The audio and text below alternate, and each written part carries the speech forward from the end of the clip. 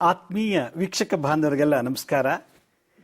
ಇವತ್ತಿನಿಂದ ನಾನು ವೃಶ್ಚಿಕ ರಾಶಿ ಬಗ್ಗೆ ವಿಶೇಷವಾಗಿ ಅವರ ಒಂದು ಆರೋಗ್ಯದ ಬಗ್ಗೆ, ಅವರ ಜೀವನ ಶೈಲಿ ಬರತಕ್ಕಂಥ ಹಲವಾರು ಸಮಸ್ಯೆಗಳ ಬಗ್ಗೆ, ಸಮಸ್ಯೆಗಳಿಗೆ ಯಾವ ರೀತಿ ಪರಿಹಾರ ಮಾಡ್ಕೋಬೇಕು, ರೋಗ ಬಂದಾಗ ಯಾವ ರೀತಿ ಪರಿಹಾರ ಮಾಡ್ಕೋಬೇಕು ಅನ್ನೋ ವಿಷಯದ ಮೇಲೆ ಈ ವಾರ ಪೂರ್ತಿನ ತಿಳಿಸ್ಕೊಡ್ತೀನಿ. ನೋಡಿ, ಮನುಷ್ಯನ ಶರೀರದಲ್ಲಿ 12 ಭಾಗಗಳಲ್ಲಿ ಈ 9 ಗ್ರಹಗಳು ವಾಸ ಮಾಡುತ್ತೆ ಅಂತ ಹೇಳ್ತಾರೆ. ಇದು ಮೇಷರಾಶಿ. ಮೇಷೋ ಋಷಭಶ್ಚ ಮಿಥುನ ಕರ್ಕ ಸಿಂಹಶ್ಚ ಕನ್ಯಾ ತುಲಾಶ್ಚ ವೃಶ್ಚಿಕಶ್ಚೈವ ಧನುರ್ ಮಕರ ಕುಂಭ ಮೀನಃ ಅಂತ ಹೇಳಿ ಈ 12 ರಾಶಿಗಳನ್ನು, ದ್ವಾದಶ ರಾಶಿಯಲ್ಲಿ ನಮ್ಮ ಶರೀರದಲ್ಲಿ 12 ರಾಶಿಗಳನ್ನು ಸೇರಿಸಿದ್ದಾರೆ. ಮೇಷರಾಶಿನಲ್ಲಿ ಮಂಗಳ ಗ್ರಹ ಬರ್ತಾರೆ. ಅಂದರೆ ಇಷ್ಟು ತಲೆಯ ಪೋರ್ಷನ್ನ ಪೂರ್ತಿ ಮಂಗಳ ಗ್ರಹ, ಮುಖಕ್ಕೆ ಸಂಬಂಧಪಟ್ಟಂಥದ್ದು ಶುಕ್ರ ಗ್ರಹ. ಮೇಷ ವೃಶ್ಚಿಕ. ವೃಶ್ಚಿಕ ಅಂದರೆ ನಮ್ಮ ಹೊಟ್ಟೆ ಕೆಳಭಾಗದಿಂದ ಮಂಡಿಯ ಮೇಲ್ಭಾಗದವರೆಗೂ, ತೊಡೆಯ ಮೇಲ್ಭಾಗದವರೆಗೂ ವೃಶ್ಚಿಕ ರಾಶಿ ಅಂತ ಕರೀತಾರೆ. ಈ ವೃಶ್ಚಿಕ ರಾಶಿ ವಿಶೇಷವಾಗಿ ನಮ್ಮ ಮಾನವನ ಜೀವನ ಶರೀರದಲ್ಲಿ ಭಾಳ ವಿಶೇಷವಾಗಿ ಕೆಲಸ ಮಾಡುತ್ತೆ. ಯಾವುದಂದರೆ ಗುಪ್ತ ಜನಾಂಗಗಳ ಮೇಲೆ ಪರಿಣಾಮ ಬೀರುತ್ತೆ. ಜೆನಿಟಲ್ ಪಾರ್ಟ್ಸ್ ಮೇಲೆ ಈ ರಾಶಿ ಬಹಳಷ್ಟು ಮಹತ್ಕರವಾದಂಥ ಪ್ರಭಾವ ಬೀರುತ್ತೆ. ಈ ವೃಶ್ಚಿಕ ರಾಶಿ ಬಗ್ಗೆ ಬಹಳ ವಿಶೇಷವಾಗಿ ತಿಳ್ಕೊಳ್ಳೋಣ. ನಾನು ಸಂಕ್ಷಿಪ್ತವಾಗಿ ರಾಶಿ ಬಗ್ಗೆ ಹೇಳ್ತೀನಿ. ಈ 12 ರಾಶಿಗಳಲ್ಲಿ ಈ ವೃಶ್ಚಿಕ ರಾಶಿ ಉತ್ತರಕ್ಕೆ ಮುಖ ಮಾಡಿ ಇರುತ್ತಂತೆ. ಆ ಮನೆ, ಆ ವೃಶ್ಚಿಕ ರಾಶಿಗೆ ಒಂದು ವಾಸ್ತು ಇದೆಯಲ್ಲ, ಅದು ಉತ್ತರಕ್ಕೆ ಮುಖ ಮಾಡ್ಕೊಂಡು ಇರುತ್ತಂತೆ. ಆ ಉತ್ತರದಲ್ಲಿ ಮುಖ ಮಾಡ್ಕೊಂಡಂತೆ ಈ ಒಂದು ವಾಸ್ತು ಯಾವಾಗಲೂ ತೇವಾಂಶ ಇರುತ್ತಂತೆ, ನೀರಿನ ತತ್ವ ಇರುತ್ತಂತೆ. ಅದರಿಂದ ಈ ವೃಶ್ಚಿಕ ರಾಶಿಯಲ್ಲಿ ಉಡೋರಂಥವರು ಜಲತತ್ವ ಇರುತ್ತದೆ ಅಂತ ಅಂತಾರೆ. ಅಂದರೆ ಜಲತತ್ವಕ್ಕೆ ಸಂಬಂಧಪಟ್ಟಂತಹದ್ದು ವಿಶೇಷವಾದಂಥ ಕಾಯಿಲೆಗಳು, ರೋಗಗಳು, ವಾಟರ್ ಇನ್ಫೆಕ್ಷನ್ನು, ಬೆವರಿನಿಂದ ಬರುವಂಥ ರೋಗಗಳು, ಇದಕ್ಕೆ ಸಂಬಂಧಪಟ್ಟಂಥ ಮತ್ತು ಮೂತ್ರದಿಂದ, ವೀರ್ಯದಿಂದ ಬರುವಂಥ ಕಾಯಿಲೆಗಳು ಈ ವೃಶ್ಚಿಕ ರಾಶಿಯಲ್ಲಿ ಎತ್ತು ಕಾಣುತ್ತೆ ಅಂತ ಹೇಳ್ತಾರೆ. ಒಂದು ಉತ್ತರಕ್ಕೆ ಮುಖ ಮಾಡಿಕೊಂಡಿರೋ ಈ ಒಂದು ಮನೆ, ಆ ಮನೆ ಪೂರ್ತಿ ಜಲಮಯವಾಗಿರ್ತದೆ, ಅಂದರೆ ತೇವಾಂಶವನ್ನಿರ್ತದೆ, ಜಲತತ್ವ. ಮತ್ತು ಈ ಮನೆ ಮಾಲೀಕ ಯಾರಪ್ಪ ಅಂತಂದರೆ ಮಂಗಳ ಗ್ರಹ, ಕುಜ ಅಂತ ಕರೀತಾರೆ. ಈ ವೃಶ್ಚಿಕ ರಾಶಿನಲ್ಲಿ ಹಲವಾರು ಜೀವರಾಶಿಗಳು, 84 ಕೋಟಿ ಜೀವರಾಶಿ, 84 ಲಕ್ಷ ಜೀವರಾಶಿಗಳಲ್ಲಿ ಕೆಲವು ಸುಮಾರು ಒಂದು 60ರಿಂದ ಅಥವಾ 1 ಲಕ್ಷ ಜೀವರಾಶಿಗಳು ಈ ವೃಶ್ಚಿಕ ರಾಶಿಯಲ್ಲಿ ಉಡ್ತಾರೆ. ಹಾವುಗಳು, ಚೇಳು, ಏಡಿ, ಮತ್ತು ಈ ಸ್ವಾಧೀನ ತಪ್ಪಂಥ ಮಾನವರು, ಕಾಲು ಸ್ವಾಧೀನ ಇಲ್ಲ, ಮತ್ತು ನಡೆಯೋಕ್ಕಾಗದೇ ಇರುವಂಥವರು, ಈ ಥರದೆಲ್ಲ ವಿಶೇಷವಾದಂಥ ಜೀವರಾಶಿಗಳು ಈ ಮನೆಯಲ್ಲಿ ಹುಟ್ಟುಬಿಡ್ತಾರೆ. ಇದಕ್ಕೆ ಕಾರಣ ಏನು ಅಂತ ನಾನು ಆಮೇಲೆ ಹೇಳ್ತೀನಿ. ಈ ವೃಶ್ಚಿಕ ರಾಶಿಯಲ್ಲಿ ಯಾರು ಹುಡ್ತಾರೋ ಅವ್ರಿಗೆ ಸೌಮ್ಯವಾದ ಸ್ವಭಾವ, ಸೌಮ್ಯವಾಗೇ ಇರ್ತಾರೆ, ಭಾಳ ಸೈಲೆಂಟಾಗಿರ್ತಾರೆ. ಆದರೆ ಕ್ರಿಮಿನಲ್ ಮೈಂಡು, ಗುಪ್ತವಾಗಿ ಕೆಲವು ಕೆಟ್ಟ ಕೆಲಸಗಳನ್ನು ಮಾಡ್ತಿರ್ತಾರೆ. ಹೊರನೋಟಕ್ಕೆ ಅವರು ಸೌಮ್ಯ, ಆಂತರಿಕವಾಗಿ ನೋಡಿದಾಗ ಅವರು ಭಾಳ ಕ್ರಿಮಿನಲ್ ವರ್ಕ್ನ ಮಾಡ್ತಿರ್ತಾರೆ ಅಂತ. ಯಾಕಂದರೆ ಈ ರಾಶಿ ಗುಣನೇ ಹಾಗೆ. ಈ ರಾಶಿ ಯಾರು ಈ ವೃಶ್ಚಿಕ ರಾಶಿ ಹುಡ್ತಾರೋ ಅವ್ರ ಮನೆ ಓನರ್ ಒಬ್ಬ ಇರ್ತಾರೆ. ಆ ಮನೆ ಓನರ್ ಯಾರು ಅಂದರೆ ಕುಜಗ್ರಹ. ಕುಜನಿಗೆ ಓನರ್ ಯಾರು? ಸ್ಕಂದ ಅಂತ ಹೇಳ್ತಾರೆ. ಸ್ಕಂದಗೆ ಇನ್ನೊಂದು ಪರ್ಯಾಯ ಪದ ಸುಬ್ರಹ್ಮಣ್ಯ ಅಂತ ಕರೀತಾರೆ. ಆದ್ದರಿಂದ ಈ ವೃಶ್ಚಿಕ ರಾಶಿಗೆ ಮಂಗಳ ಗ್ರಹ ಓನರ್ ಆದರೆ ಮಂಗಳ ಗ್ರಹಕ್ಕೆ ಓನರು ಸುಬ್ರಹ್ಮಣ್ಯ, ಸ್ಕಂದ ಅಂತಾರೆ. ಆದ್ದರಿಂದ ಈ ಚರ್ಮವ್ಯಾಧಿ ರೋಗಗಳು, ಗುದದ್ವಾರಕ್ಕೆ ಸಂಬಂಧಪಟ್ಟಂಥ ರೋಗಗಳು, ಪಿಸ್ತೂಲ, ಫಿಶರ್ ಮತ್ತು ಪೈಲ್ಸ್ ಅನ್ನೋದು, ಮತ್ತು ಗುಪ್ತ ಜನಾಂಗದಲ್ಲಿರತಕ್ಕಂಥ ಡಿಸಾರ್ಡರ್ನೆಸ್, ಶೀಘ್ರ ವೀರ್ಯಸ್ಖಲನ, ಲೇಡೀಸಲ್ಲಿ ಮೆನ್ಸಸ್ ಪ್ರಾಪರಾಗಿ ಆಗೋದಿಲ್ಲ, ಪುರುಷರಲ್ಲಿ ಶೀಘ್ರ ವೀರ್ಯಸ್ಖಲನ ಜೊತೆಗೆ ಹಲವಾರು ಸಮಸ್ಯೆಗಳು, ಗೊನೇರಿಯಾ ಅಂಥೇಳಿ, ಹೀಗೆ ಹಲವಾರು ಚರ್ಮವ್ಯಾಧಿಗಳ ರೋಗಗಳು ತೊಡೆ ಸಂಧಿಯಲ್ಲಿ, ತೊಡೆ ಮೇಲ್ಭಾಗದಲ್ಲಿ ಎಲ್ಲ ಬರುವಂಥದ್ದು ಈ ವೃಶ್ಚಿಕ ರಾಶಿ ಫಲಗಳು ಅಂತ ಹೇಳ್ತಾರೆ. ಕುಜ ಬಹಳ ವಿಶೇಷವಾಗಿ ಉಗ್ರ ಸ್ವರೂಪ, ಕ್ರೂರ ನೇತ್ರವುಳ್ಳವನು ಅಂತ ಸಂಸ್ಕೃತದಲ್ಲಿ ಹೇಳ್ತಾರೆ. ಕ್ರೂರ ನೇತ್ರೆ ಉಗ್ರ ಸ್ವರೂಪಾರ್ಥಂ ಅಂತ ಶಾಸ್ತ್ರ ಹೇಳ್ತದೆ. ಕ್ರೂರವಾದಂಥ ದೃಷ್ಟಿಯುಳ್ಳವನು, ಕ್ರೂರ ಸ್ವರೂಪಿ. ಸೊಂಟ ಮಾತ್ರ ಒಂದು ರೀತಿ ತೆಳುವಾಗಿರುತ್ತೆ, ಮತ್ತು ಯಾವಾಗಲೂ ಪಾಪಿ ಕೆಲಸಗಳನ್ನು ಮಾಡುವಂಥದ್ದು, ಕೆಟ್ಟ ಕೆಲಸಗಳನ್ನು ಮಾಡುವಂಥದ್ದು. ಸ್ತ್ರೀಯರಾದ ಪರಪುರುಷರ ಜೊತೆ ರಮಿಸುವಂಥದ್ದು, ಪುರುಷರಾದ ಪರಸ್ತ್ರೀಯ ಜೊತೆ ಒಡನಾಟ ಇಟ್ಕೊಳ್ಳುವಂಥದ್ದು, ಈ ಥರದ ಕೆಲಸಗಳನ್ನು ಈ ಕುಜಗ್ರಹ ವಿಶೇಷವಾಗಿ ಮಾಡಿಸುತ್ತೆ. ಹಾಗೆ ಇದ್ರ ಜೊತೆಗೆ ಈ ಕುಜ ಅಂದರೆ ಮಂಗಳ ಗ್ರಹ ತನ್ನ ಅಧಿದೇವತೆ ಆದಂಥ ಸುಬ್ರಹ್ಮಣ್ಯನ ಯಾರು ಪೂಜೆ ಮಾಡ್ತಾರೋ ಅಂಥವರ ಸಹವಾಸಕ್ಕೆ ಬರೋದಿಲ್ಲ ಅಂತ ಒಂದು ಕಡೆ ವರಹಮಿಹಿರ ಜ್ಯೋತಿಷ್ಯ ಶಾಸ್ತ್ರ ಹೇಳ್ತಾರೆ. ಆದ್ದರಿಂದ ಈ ವೃಶ್ಚಿಕ ರಾಶಿ ಇದ್ದವರು ಸುಬ್ರಹ್ಮಣ್ಯ, ಮುರುಘ ಅಥವಾ ಸ್ಕಂದ ಅಂತ ಹೇಳಿ ಪೂಜೆ ಮಾಡ್ತಿದ್ರೆ ಆ ಒಂದು ರಾಶಿಗೆ ಸಂಬಂಧಪಟ್ಟಂಥ ಕಾಯಿಲೆಗಳು ಬರೋದಿಲ್ಲ ಅಂತ ಹೇಳ್ತಾರೆ. ಕುಜನಿಗೆ ಸ್ವಕ್ಷೇತ್ರ ಈ ವೃಶ್ಚಿಕ ರಾಶಿ, ಮತ್ತು ಇನ್ನೊಂದು ಹೌಸ್ ಇದೆ ಮೇಷರಾಶಿ. ಕುಜನಿಗೆ 2 ಮನೆ ಇದೆ, ಒಂದು ಮೇಷರಾಶಿ, ಒಂದು ವೃಶ್ಚಿಕ ರಾಶಿ. ತನ್ನ ಮನೆ ಬಿಟ್ಟು ಇನ್ನೊಬ್ಬನ ಜೊತೆ ಕೂತಾಗ ಅಥವಾ ಕುಜ ರಾಹು ಜೊತೆ ಸೇರಿದಾಗ, ನೋಡಿ ರಾಹು ಇಲ್ಲಿಂದ ಮೇಲ್ಭಾಗಕ್ಕೆ ರಾಹು ಅಂತಾರೆ, ಸೊಂಟದಿಂದ ಒಕ್ಕಲಿನ ಕೆಳಭಾಗದಿಂದ ಕೇತು ಅಂತಾರೆ. ಆದ್ದರಿಂದ ಕೇತು ಬಾಲದ ಸ್ವರೂಪ, ತಲೆ ರಾಹು ಸ್ವರೂಪ.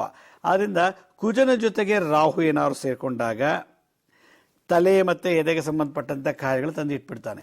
ಅದೇ ಕುಜನ ಜೊತೆಗೆ ಕೇತು ಸೇರಿದಾಗ ಸೆಕ್ಷುಯಲ್ ಡಿಸಾರ್ಡರ್ನೆಸ್, ಸೆಕ್ಸ್ ಸಂಬಂಧಪಟ್ಟಂಥ ಕಾಯಿಲೆ, ಇಲ್ಲಿಂದ ಕೆಳಗೆ ಬಂದಂಥ ವೆರಿಕೋಸ್ ವೈನ್ ಅಂತೆ, ಸೋರಿಯಾಸಿಸ್ ಅಂತೆ, ಹೀಗೆ ಹಲವಾರು ಚರ್ಮ ವ್ಯಾಧಿಗಳನ್ನು ತಂದಿಡ್ತಾರಂತೆ. ಆದ್ದರಿಂದ ಕುಜ ತಾನೊಬ್ಬನೇ ಇದ್ದರೆ ಒಳ್ಳೆಯದು. ಕುಜನ ಜೊತೆಗೆ ರಾಹು ಕೇತುಗಳೇನ ಸೇರ್ಕೊಂಬಿಟ್ಟ ಅಂದರೆ ಭಾಳಷ್ಟು ತೊಂದರೆಗಳನ್ನು ಕೊಡ್ತದೆ ಆಯಾ ಏಜ್ ಬಂದಾಗ.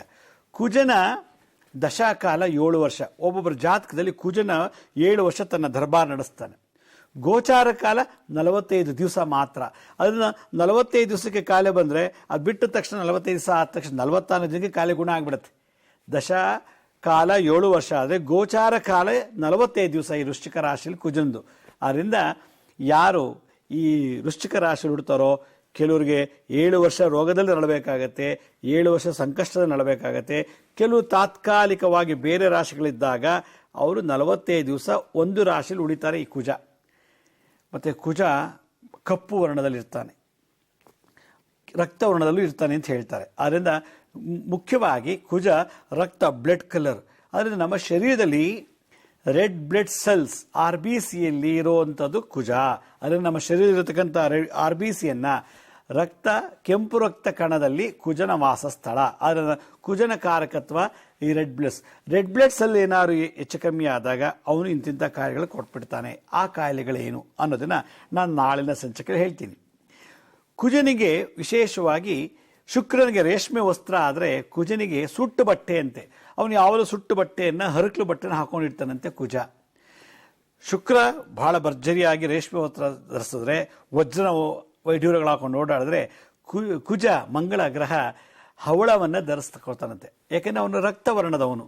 ಆದ್ದರಿಂದ ರಕ್ತಕ್ಕೆ ಸಂಬಂಧಪಟ್ಟಂಥ, ರಕ್ತ ಬಣ್ಣ ಇರುವಂಥ ಹೂಗಳು, ರಕ್ತ ಸಂಬಂಧಪಟ್ಟಂಥ ಹಣ್ಣುಗಳು ಇದೆಲ್ಲ ಈ ವೃಶ್ಚಿಕ ರಾಶಿಗೆ ಬಂದುಬಿಡುತ್ತೆ. ಆದ್ದರಿಂದ ವೃಶ್ಚಿಕ ರಾಶಿಯವರು ಯಾವಾಗಲೂ ರಕ್ತವರ್ಣಮಯವಾದಂಥ ವಸ್ತ್ರಗಳನ್ನು, ಈ ರೆಡ್ ಕಲರ್ ಇರುವಂಥ ವಸ್ತ್ರಗಳು ಮತ್ತು ಹವಳವನ್ನು ಧರಿಸೋದು, ಗಣಿಗಳ, ಕೆಂಪು ಗಣಿಗಳ ಹೂವು, ಕೆಂಪು ಗುಲಾಬಿ ಹೂಗಳು ಇದನ್ನು ಧರಿಸ್ತಾ ಇದ್ದರೆ, ಅದನ್ನು ಮುಡ್ತಾ ಇದ್ದರೆ, ಅದನ್ನು ದಾನ ಮಾಡ್ತಿದ್ರೆ ಹಲವಾರು ಕಾಯಿಲೆ ನಿವಾರಣೆ ಆಗುತ್ತೆ ಅಂತ ಈ ವರಹಮಿಹಿರ ಜ್ಯೋತಿಷ್ಯ ಶಾಸ್ತ್ರದಲ್ಲಿ ರೆಮಿಡಿಯಲ್ ಆಸ್ಟ್ರಾಲಜಿ ಬಗ್ಗೆ ಹೇಳ್ತಾರೆ, ಪರಿಹಾರವನ್ನು ಹೇಳ್ತಾರೆ. ಆದ್ದರಿಂದ ಜೀವನದಲ್ಲಿ ಪ್ರತಿಯೊಬ್ಬ ವ್ಯಕ್ತಿ ತನ್ನದೇ ಆದಂಥ ಜೀವನ ಶೈಲಿ ನಡೆಸುವಾಗ ಈ ಗ್ರಹಗಳು ಆಗಾಗ ಬಂದು ಡಿಸ್ಟರ್ಬ್ ಮಾಡುತ್ತೆ. ಗ್ರಹಗಳು ಮಾನವನ ಡಿಸ್ಟರ್ಬ್ ಮಾಡಿದ್ರೆ ದೇವತೆಗಳು ಗ್ರಹಗಳನ್ನು ಡಿಸ್ಟರ್ಬ್ ಮಾಡುತ್ತೆ. ಅದರಿಂದ ದೇವತೆಗಳ ಇನ್ಫ್ಲೂಯೆನ್ಸಿಂದ ನಮ್ಮ ಮೇಲೆ ಪ್ರಭಾವ ತರುತ್ತದೆ ಈ ಗ್ರಹಗಳು. ಹಾಗಾದರೆ ಯಾವ್ಯಾವ ಕಾಯಿಲೆಗಳು ಯಾವ್ಯಾವ ಏಜ್ ಬಂದಾಗ ಈ ವೃಶ್ಚಿಕ ರಾಶಿಯವರು ತುಂಬ ರೋಗ ಬಾಧೆ ನರಳ್ತಾರೆ, ಯಾವ್ಯಾವ ಸಂದರ್ಭದಲ್ಲಿ ಅವರು ಈ ಸಮಸ್ಯೆಗಳಲ್ಲಿ ನರಳ್ತಾರೆ ಅನ್ನೋದನ್ನು ಕುಲಂಕುಷ ತಿಳ್ಕೊಳ್ಳೋಣ. ಈ ವೃಶ್ಚಿಕ ರಾಶಿಗೆ ಬರೋದು ವಿಶಾಖ ನಕ್ಷತ್ರ 4ನೇ ಪಾದ, 1, 2, 3 ತುಲಾ ರಾಶಿಗೆ ಹೋಗ್ಬಿಡುತ್ತೆ, 4ನೇ ಪಾದ ವೃಶ್ಚಿಕ ರಾಶಿಗೆ ಬಂದುಬಿಡುತ್ತೆ. ಹಾಗೆ ಅನುರಾಧ ನಕ್ಷತ್ರ 1, 2, 3, 4ನೇ ಪಾದ ಜ್ಯೇಷ್ಠ ನಕ್ಷತ್ರ 1, 2, 3, 4ನೇ ಪಾದರು ಈ ವೃಶ್ಚಿಕ ರಾಶಿಗೆ ಬರ್ತಾರೆ. ಹಾಗಾದರೆ ಇವರ ಗುಣ ನಡತೆಗಳನ್ನು ಸ್ವಲ್ಪ ವಿರಾಮದಂತ ತಿಳ್ಕೊಳ್ಳೋಣ. ಬನ್ನಿ ಒಂದು ಪುಟ್ಟ ವಿರಾಮ ತಗೊಳ್ಳೋಣ.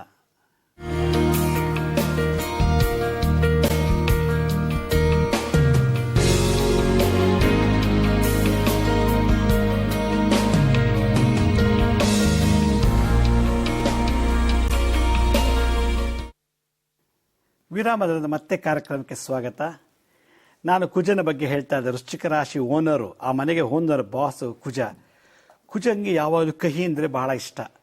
ರಸ ಅಂದರೆ ಬೆಲ್ಲ, ಬೆಲ್ಲ ಅಂದರೆ ಇಷ್ಟ, ಕಹಿ ಅಂದರೆ ಬಹಳ ಖುಷಿ. ಆದ್ದರಿಂದ ಪಿತ್ತ ಪ್ರಕೃತಿಯಲ್ಲಿ ಇರ್ತಾರೆ ಈ ರಾಶಿ ಹುಟ್ಟಿದವರು. ಯಾವಾಗಲೂ ಪಿತ್ತಕ್ಕೆ ಸಂಬಂಧಪಟ್ಟಂಥ ಕಾಯಿಲೆಗಳು ಜಾಸ್ತಿ.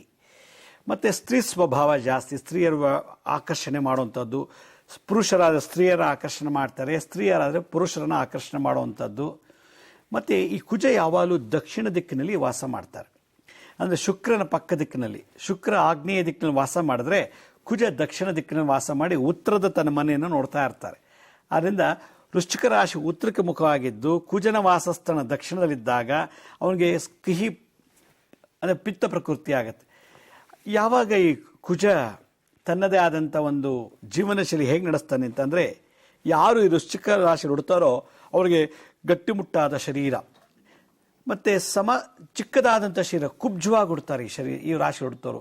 ಚಿಕ್ಕ ಶರೀರ, ಗಟ್ಟಿಮುಟ್ಟಾದ ಶರೀರ, ವಿಶಾಲವಾದಂಥ ಕಣ್ಣು, ಅಗಲವಾದಂಥ ಎದೆ, ಗಟ್ಟಿಮುಟ್ಟಾದ ತೊಡೆ ಮತ್ತು ಮಂಡಿಗಳು, ಮತ್ತು ಅವರ ಹಸ್ತದಲ್ಲಿ ವಜ್ರಾಯುಧ ರೇಖೆ, ಹಸ್ತ ಸಾಮುದ್ರಿಕ ಪ್ರಕಾರ, ಮತ್ತು ಅವರಿಗೆ ಗರುಡ ರೇಖೆ, ಈ ರೇಖೆಗಳು ಇರ್ತದೆ ಅವರಿಗೆ. ಯಾವಾಗ ಈ ವಜ್ರಾಯುಧ, ಗರುಡ ರೇಖೆ ಮತ್ತು ಮತ್ಸ್ಯ ರೇಖೆ ಅಂತ ಹೇಳ್ತಾರೆ. ಮತ್ಸ್ಯ ಅಂದರೆ ಮೀನು, ಮೀನಿನ ರೀತಿಯಲ್ಲಿ ರೇಖೆ ಇರುತ್ತೆ. ವಜ್ರಾಯುಧ ರೇಖೆ, ಗರುಡ ರೀತಿಯಲ್ಲಿ ರೇಖೆಗಳು ಇವರು ಅಂಗೇಲಿ ಇರ್ತದೆ. ಇದು ಯಾರಿಗಿದೆಯೋ ಅಂದರೆ ಅವರು ವೃಶ್ಚಿಕ ರಾಶಿ ಹುಟ್ಟಿದ್ದಾರೆ ಅಂತ ಅರ್ಥ. ಇದಕ್ಕಿಂತ ಹೆಚ್ಚಾಗಿ ಅವರು ಯಾವಾಗಲೂ ಕ್ರೂರ ಸ್ವಭಾವ ಇರ್ತದೆ, ತೋರಿಸ್ಕೊಳ್ಳಲ್ಲ, ಭಾಳ ಸ್ಮೈಲ್ ಮಾಡಿಕೊಂಡೇ ಇರ್ತಾರೆ, ಎಲ್ರಿಗೂ ತೊಂದರೆ ಕೊಡ್ತಿರ್ತಾರೆ. ತಾಯಿಗೆ ಹೊಡಿತಾರೆ ಈ ರಾಶಿಲಿ ಹುಟ್ಟಿದವರು. ತಾಯಿಗೆ ಬೈಯೋದು ಜಾಸ್ತಿ, ತಾಯಿ ಮೇಲೆ ಸಿಟ್ಟು ಮಾಡ್ಕೊಳ್ಳೋದು. ತಾಯಿಗೆ ಎಷ್ಟೋ ಈ ರಾಶಿ ಹುಟ್ಟಿದೋ ತಾಯಿನ ಕೊಂದುಬಿಟ್ಟಿದ್ದಾರೆ, ಸಿಕ್ಕಿದ್ದು ತಗೊಂಡು ಎತ್ತು ಹೊಡೆದು ಬಿಟ್ಟಿದ್ದಾರೆ ನನ್ನ ಸಂಶೋಧನೆ ಪ್ರಕಾರ. ಹೀಗಾಗಿ ತಾಯಿಗೆ ತುಂಬ ವೈರತ್ವವನ್ನು ಬೆಳೆಸುವಂಥ ಈ ವೃಶ್ಚಿಕ ರಾಶಿಯವರು. ಪರಸ್ತ್ರೀಯರ ವ್ಯಾಮೋಹ ಜಾಸ್ತಿ ಮತ್ತು ಮೋಸ ಮಾಡಿ ಆಸ್ತಿ ಸಂಪಾದನೆ ಮಾಡ್ತಾರೆ. ಇತರರಿಗೆ ಭಾಳ ನಾಜೂಕಾಗಿ ಮೋಸ ಮಾಡಿಬಿಡ್ತಾರೆ. ಭಾಳ ನಗ್ನಗ್ತಾ ಮಧುರವಾಗಿ ಡಿಪ್ಲೊಮ್ಯಾಟಿಕ್ ಆಗಿ ಮಾತಾಡಿ ಮೋಸ ಮಾಡಿಬಿಡ್ತಾರೆ. ಆಸ್ತಿ ತುಂಬ ಗಳಿಸ್ತಾರೆ ಮೋಸ ಮತ್ತು ದುರಾಸೆಗಳಿಂದ. ಉಗ್ರತನ ಜಾಸ್ತಿ, ಕಠಿಣವಾದ ಮನಸ್ಸು, ಮೊಂಡತನ, ಅವ್ರು ಹೇಳಿದ್ದೇ ಆಗಬೇಕು ಅನ್ನೋದಿರುತ್ತದೆ. ಈ ಥರ ಸ್ವಭಾವದಿಂದ ಹಲವಾರು ಕಾಯಿಲೆಗಳು ಬಂದುಬಿಡುತ್ತೆ. ನಾವು ಎಷ್ಟು ಕೋಪ ಮಾಡ್ಕೋತೀವೋ, ಈಗ ದಿನಕ್ಕೆ ಅರ್ಧ ಗಂಟೆ ನಾವು ಕೋಪ ಮಾಡಿಕೊಂಡ್ರೆ ವಾರಕ್ಕೆ ಎಷ್ಟಾಯಿತು? ವಾರಕ್ಕೆ ಒಂದು 5 ಗಂಟೆ ಟೈಮ್ ನಾವು ಕೋಪ ಮಾಡ್ಕೊಳ್ತೀನಿ. ಅಲ್ಲಿಗೆ ತಿಂಗಳಿಗೆ ಎಷ್ಟು ಅವರ್ಸ್ ಆಯಿತು? ಹಾಗೆ ನಾನು 6 ತಿಂಗಳು 3 ತಿಂಗಳು ಕಂಟಿನ್ಯೂಸ್ ದಿನ ಅರ್ಧ ಗಂಟೆ ನಾನು ಕೋಪ ಮಾಡಿಕೊಂಡ್ರೆ ಕ್ಯಾನ್ಸರ್ ಉತ್ಪತ್ತಿ ಆಗಿಬಿಡುತ್ತೆ. ಕ್ಯಾನ್ಸರು ಉತ್ಪತ್ತಿಯಾಗೋಕ್ಕೆ ಮೂಲ ಕಾರಣ ನಮ್ಮ ಕೋಪ. ಆದ್ದರಿಂದ ಈ ರಾಶಿ ಹುಟ್ಟಿದಂಥವ್ರಿಗೆ ತುಂಬ ಉಗ್ರತನದಿಂದ, ಕೋಪತನದಿಂದ, ಮೊಂಡತನದಿಂದ ಕ್ಯಾನ್ಸರ್ ಅನ್ನೋ ರೋಗ ಜಾಸ್ತಿ ಬರ್ತಾ ಇದೆ ಇತ್ತೀಚೆಗೆ. ಯಾವುದು? ಪ್ರೋಸ್ಟೇಟ್ ಗ್ಲ್ಯಾಂಡ್ ಕ್ಯಾನ್ಸರ್ ಅಂತ. ಪ್ರೋಸ್ಟೇಟ್ ಗ್ಲ್ಯಾಂಡ್ ಅನ್ನೋದು ಗುಪ್ತ ಜನಾಂಗದಲ್ಲಿ ಇರ್ತದೆ ಅದು. ಮತ್ತು ಟೆಸ್ಟಿಕಲ್ಸ್ ಕ್ಯಾನ್ಸರ್ಸು, ಲೇಡೀಸ್ಗೆ ವೆಜೆನಲ್ಲು, ಇದೆಲ್ಲ ಭಾಳಷ್ಟು ಕ್ಯಾನ್ಸರ್ಸ್ ಅನ್ನೋದು ಗುಪ್ತ ಜನಾಂಗದಲ್ಲಿ ಇರುವಂಥ ಸ್ಥಳಗಳಲ್ಲಿ ಕ್ಯಾನ್ಸರ್ ಉತ್ಪತ್ತಿ ಆಗ್ತಿದೆ. ಆದ್ದರಿಂದ ಈ ಕೋಪ, ಮೋಸ, ಕನ್ನಿಂಗ್ ನೇಚರ್, ಮೋಸ ಮಾಡೋದ್ರಿಂದ ಚರ್ಮ ವ್ಯಾಧಿ ರೋಗ ಬರುತ್ತೆ. ಅದಕ್ಕೆ ನಾವು ಯಾವತ್ತೂ ಯಾರಿಗೂ ಮೋಸ ಮಾಡಬಾರ್ದು. ಎಷ್ಟು ನಾವು ಮೋಸ ಮಾಡಿ ಬದುಕ್ತೀವಿ, ದಿನ ಒಂದು 5 ಜನಕ್ಕೆ ಮೋಸ ಮಾಡ್ತೀನಿ ಅಂತ ಇಟ್ಕೊಳ್ಳಿ. ಒಂದು ವಾರಕ್ಕೆ 35 ಜನಕ್ಕೆ ನಾನು ಮೋಸ ಮಾಡಿದೆ. ಹಾಗೆ ತಿಂಗಳಿಗೆ ಎಷ್ಟು ಜನಕ್ಕೆ ನಾನು ಮೋಸ ಮಾಡಿದೆ, ಹಂಗಾರೆ ವರ್ಷ ಪೂರ್ತಿ ಎಷ್ಟು ಜನಕ್ಕೆ ಮೋಸ ಮಾಡ್ತೀನಿ. ಈ ರೀತಿ ಮೋಸ ಮಾಡ್ತಾ ಮಾಡ್ತಾ ಚರ್ಮ ವ್ಯಾಧಿ ರೋಗ ಬರುತ್ತೆ. ಯಾಕೆಂದರೆ ಚರ್ಮ ವ್ಯಾಧಿಗೆ ಕಾರಕ ಕುಜ. ಕುಜರ ಒಂದು ಸ್ಟ್ರಾಂಗ್ ಪವರ್ ಅಂದರೆ ಚರ್ಮ ರೋಗ ಕೊಡ್ತಾನೆ ಆಯಾ ಕಾಲಕ್ಕೆ. ಕುಜ ಯಾವಾಗಲೂ ಬಾಲ್ಯಾವಸ್ಥೆಯಲ್ಲಿ, ಯೌವನಾವಸ್ಥೆಯಲ್ಲಿ ಬಂದು ಕಾಡ್ತಾನೆ. ಅದರಿಂದ ಅಪಘಾತಗಳನ್ನು ಮಾಡಿಸೋದು, ಚರ್ಮಕ್ಕೆ ಸಂಬಂಧಪಟ್ಟಂಥ ಕಾಯಿಲೆ, ಕಾಮಕ್ಕೆ, ಸೆಕ್ಷುಯಲ್ಗೆ ಸಂಬಂಧಪಟ್ಟಂಥ ಒಂದು ಅತಿ ಅಮೋಘವಾದಂಥ ದುರಾಸೆಗಳು, ಮೋಸಗಳನ್ನು, ಕಾಮಕ್ಕಾಗೇ ಮಾಡುವಂಥ ಮೋಸ, ಕಾಮಕ್ಕಾಗೇ ಮಾಡುವಂಥ ಒಂದು ವಿಶೇಷವಾದಂಥ ನಡೆನುಡಿಗಳು, ಇದನ್ನೆಲ್ಲ ಆ ಯೌವನಾವಸ್ಥೆಯಲ್ಲಿ ಬಂದು ಕೊಡ್ತಾನಂತೆ, ಬಾಲ್ಯ ಮತ್ತು ಯೌವನದಲ್ಲಿ. ಆದ್ದರಿಂದ ನಾನು ಆಗಲೇ ಹೇಳಿದೆ, ಕುಜನ ಒಂದು ದಶಾಕ ಭುಕ್ತಿ 7 ವರ್ಷ, ಒಂದು ಜಾತಕದಲ್ಲಿ 7 ವರ್ಷ ಕಂಟಿನ್ಯೂಸ್ ಆಗಿ ಕುಜ ಇರ್ತಾನೆ. ಆದರೆ ದಶಾಕಾಲವನ್ನು ನೋಡಿದಾಗ 45 ದಿವಸ, 46ನೇ ದಿನಕ್ಕೆ ಚೇಂಜ್ ಆಗಿಬಿಡುತ್ತೆ. ಹೀಗಾಗಿ ಈ ರಾಶಿಯಲ್ಲಿ ಯಾರು ಹುಡ್ತಾರೋ ಅವರಿಗೆ ಒಂದು ಬೇರೆಯವ್ರಿಗೆ ಆಸ್ತಿ ಮೋಸ ಮಾಡಬೇಕು ಅನ್ನೋದು ವಿನಃ ನಮ್ಮ ಆಸ್ತಿಯಿಂದ ದಾನ ಕೊಡಬೇಕು, ನಮ್ಮಲ್ಲೋ ದುಡ್ಡಿನೊಬ್ಬರು ದಾನ ಕೊಡಬೇಕು ಅನ್ನೋದು ಸ್ವಭಾವ ಸ್ವಲ್ಪ ಕಮ್ಮಿ. ಅದರಿಂದ ಈ ವೃಶ್ಚಿಕ ರಾಶಿಯಲ್ಲಿ ಹುಟ್ಟಿದಂಥವರು ವಿಶೇಷವಾಗಿ ಚರ್ಮಗೆ ಸಂಬಂಧಪಟ್ಟಂಥದ್ದು, ಕೆಲವರಿಗೆ ಮದುವೆನೇ ಆಗಲ್ಲ, ಮದುವೆ ಆದರೆ ಮಕ್ಕಳಾಗಲ್ಲ, ಅಕಸ್ಮಾತ್ ಮಕ್ಕಳಾದರೆ ಅಂಗವಿಕಲದ ಮಕ್ಕಳು ಹುಡ್ತಾರೆ. ಕೇತು ಏನಾದ್ರು ಜೊತೆಲಿದ್ದಾಗ ಪೋಲಿಯೋ ಇರುವಂಥ ಟೈಪ್ ಮಕ್ಕಳು, ಕಾಲಿಂಗ್ ಒಕ್ಕರಾಗಿ ಹುಟ್ಟುಬಿಡ್ತದೆ. ರಾಹು ಏನಾದ್ರು ಜೊತೆ ಇದ್ದಾಗ ತಲೆನೇ ನಿಲ್ಲಲ್ಲ, ಯಾವಾಗ ಜೊಲ್ ಸುರಿಯೋದು, ಬುದ್ಧಿಮಾಂದ್ಯ, bipolar disorder, mental bipolar disorders ಅಂತ ಒಂದು ಕಾಯಿಲೆಗೆ ತುತ್ತಾಗ್ಬಿಡ್ತದೆ. ಅದರಿಂದ ಈ ವೃಶ್ಚಿಕ ರಾಶಿ ಮತ್ತು ಮೇಷರಾಶಿ ಬಹಳ ಕೇರ್ಫುಲ್ಲಾಗಿ ಆ ರಾಶಿ ಹುಟ್ಟುವಂಥವ್ರು ಬಹಳ ಭಯಭಕ್ತಿಯಿಂದ ಆಯಾ ಕಾಲಕ್ಕೆ ಒಂದು ನಮ್ಮ ಲೈಫ್ನ ಮ್ಯಾನೇಜ್ಮೆಂಟ್ ಮಾಡೋ ಒಂದು ಟೆಕ್ನಿಕ್ಸನ್ನು ಕಲ್ತ್ಕೋಬೇಕು, ಆ ಒಂದು ಕಲೆ ಕಲಿಬೇಕು. ಆ ಕಲೆನ ಹಿಂದಿನ ಕಾಲ ಹೇಳ್ತಾರೆ ವೇದಿಕ್ ಸೈನ್ಸಲ್ಲಿ ಏನು ಹೇಳ್ತಾರೆ, Vedic way of art of living ಅಂತ, ವೇದಿಕ್ ವೇ ಆಫ್ ಲಿವಿಂಗ್ ಅಂತ. ವೇದಿಕ್ ವೇ ಅಂದ್ರೇನು, ವೇದಗಳನ್ನು ಅರಿತು ಅದರ ಆಧಾರದ ಮೇಲೆ ಜೀವನ ನಡೆಸು ಅನ್ನೋ ಒಂದು ತತ್ವವನ್ನು ವೇದಿಕ್ ವೇ ಆಫ್ ಲಿವಿಂಗ್ ಅಂತ ಕರೀತಾರೆ. ಇದು ಒಂಥರ ಆರ್ಟ್ ಆಫ್ ಲಿವಿಂಗ್ ಇದ್ದಂಗೆ.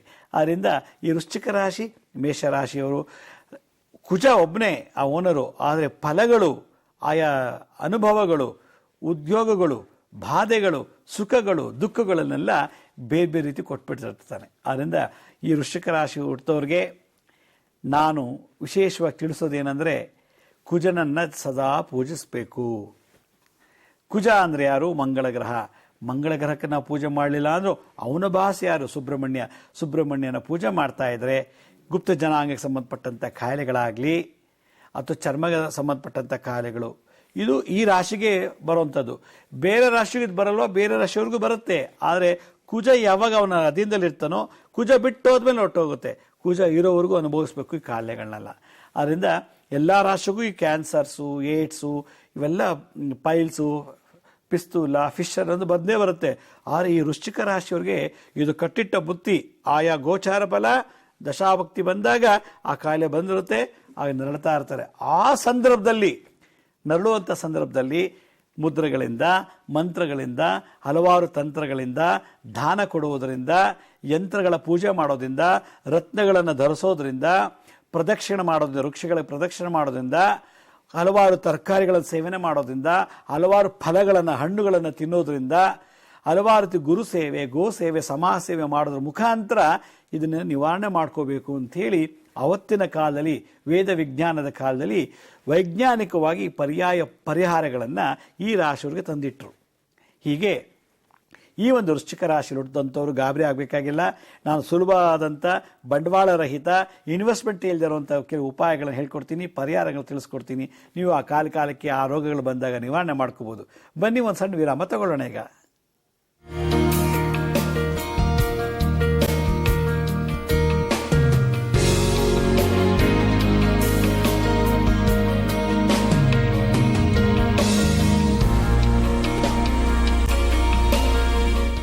ವಿರಾಮದ ನಂತರ ಮತ್ತೆ ಕಾರ್ಯಕ್ರಮಕ್ಕೆ ಸ್ವಾಗತ. ನಾವು ವೃಶ್ಚಿಕ ರಾಶಿಯಲ್ಲಿ ಯಾರು ಹುಡ್ತಾರೆ ಅನ್ನೋದೊಂದು ಪ್ರಶ್ನೆ ಬಂದಾಗ ಏನು ತಪ್ಪು ಮಾಡಿದ್ರೆ ಈ ರಾಶಿಯಲ್ಲಿ ಹುಟ್ಟುಬಿಡ್ತಾರೆ ಅನ್ನೋದಕ್ಕೆ ಒಂದು ಸಣ್ಣ ಕರ್ಮಸಿದ್ಧ ಅಂತ ನಾನು ಹೇಳ್ತೀನಿ. ಯಾರು ಇನ್ನೊಬ್ಬರ ಬಗ್ಗೆ ಹೊಟ್ಟೆ ಕಿಚ್ಚು ಪಡ್ತಾರೋ, ಅಸೂಯೆ ಪಡ್ತಾರೋ, ಮತ್ತು ಊಟದಲ್ಲಿ ಏನಾದ್ರು ವಿಷ ಹಾಕೋಕ್ಕೆ ಶುರು ಮಾಡಿದರೆ, ಮದ್ದುಗಳಲ್ಲಿ ಪಾಯಸ, ವಡೆ, ತಿನ್ನುವಂಥ ಪದಾರ್ಥಗಳಲ್ಲಿ ಮದ್ದು ಹಾಕಿ ಕೊಟ್ಬಿಟ್ರೆ, ಮತ್ತು ಹಾವುಗಳನ್ನು ಬಿಟ್ಟು ಸಾಯಿಸೋದು ಮಾಡ್ತಾರೆ ಕೆಲವರು.